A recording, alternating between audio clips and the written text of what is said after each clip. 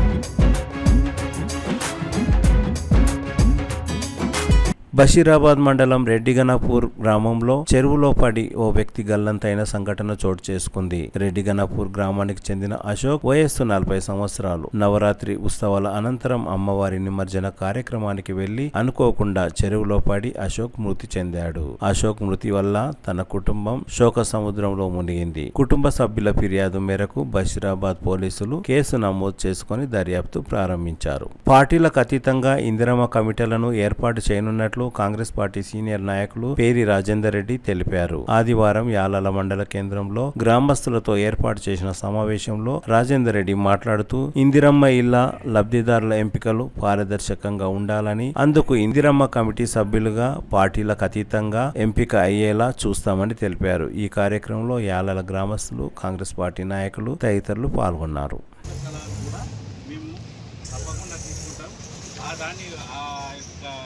ఉద్దేశమే ఈ యొక్క మనందరం కూడా సమావేశం అనేటువంటిది ఏర్పడడం అనేటువంటిది జరిగింది ఇక్కడ.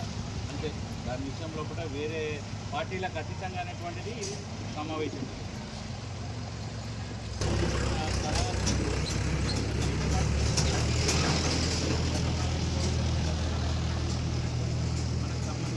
మనందరం మన ఊరి కోసం ఆలోచనలు ఏదైతే ఉన్నా కూడా మాకు చెప్పగలుగుతాం.